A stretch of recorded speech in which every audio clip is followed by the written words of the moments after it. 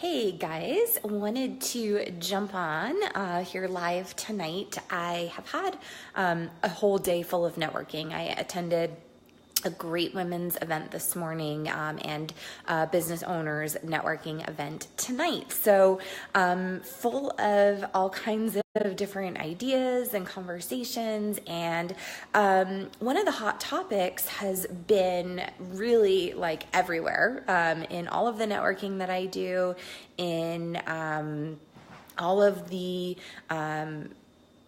conversations I'm seeing in my news feeds. It's a really hot topic around social media marketing. So if you have a business of any kind, whether it's a physical location or a digital business like I have, or really anything at all, you can benefit from using social media to grow your business. So I want to give you some tips tonight. So I have a whole list of things here, so I'm going to try not to leave anything out. But my first tip is actually about going live, just like I'm doing. And the reason for that is because if you go live, you are about 6 times more likely to be seen. So Facebook algorithms show live videos about 6 times more. Not only that, but when you go live, people are actually notified. So when you go live, people will get a notification, who are your friends, saying your name is going live now. So that makes it really, really powerful. If you are looking to grow a business with this, just make sure that your settings are set to public on your live videos, or really any content that you are hoping will be seen by your friends list and beyond. So just something to think about there. My next tip, which is something that I'm going to work on doing, is bringing people behind the scenes. So for example, if you are a realtor or something, you could show people you could show yourself like staging the house. If you own a gym, you could show like if you've got the workout set up for the day or whatever, you could take people behind the scenes and show that. I work on a computer a lot, so I got to figure out a way to make that super interesting and exciting. But yeah, take people behind the scenes, bring them in and make them really part of what you do. The next thing is, and this is something I've really worked on, I would say for like the last 9 months or so, I'm very into Facebook. It's benefited my businesses tremendously over the years. So I've been working on my Instagram game, and I still don't follow very many people, which I think is bad because I'm supposed to get more followers if I follow. But the cool thing about Instagram is that it has great organic reach as opposed to Facebook. So if you post something to Instagram, it's going to show up in people's news feeds. So I'm upping my Instagram game, hopefully, and good pointer, hopefully, for you too as well. The next thing is to utilize Facebook Messenger. So whether you're doing that really more in like a paid way with bots, or you have some interaction happening on your business page or your personal page, you can take that kind of, it's still online, but offline, right, to a private message. And that's been really effective for me personally and many people I know in growing their businesses.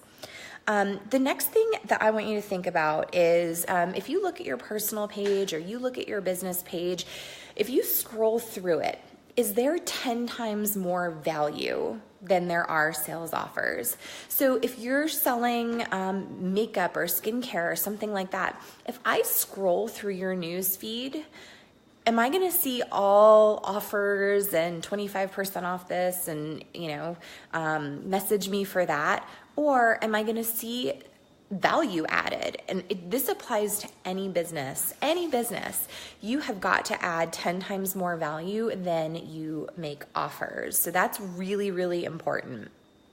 The next thing is, and this seems a little bit disorganized, so I'm going to try to rework this.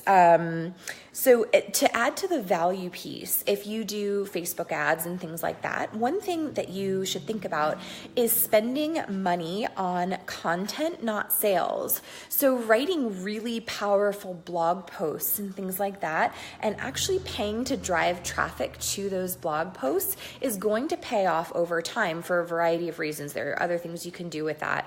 Retargeting, you can have people opting into a list to get an awesome free download something like that. So there are ways that you can make that really work for you, but think about that. Think about putting a little bit of money into free content and give it, 5 or 6 months, and you're going to grow your audience and it's going to pay off.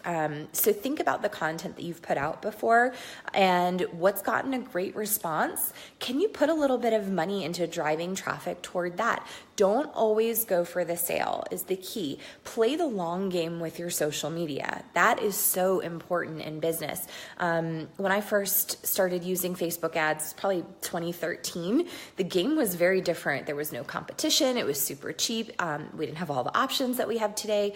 And so if you want to be successful for the long run, really in any area of business, I would say play the long game always. So that's something you can think about, is putting a little bit of money into content marketing.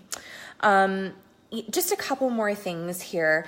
Really, I'm talking to people about being open and honest and vulnerable and authentic. Share you, right? Because people want to connect with people, not businesses or brands. So share you, tell a story.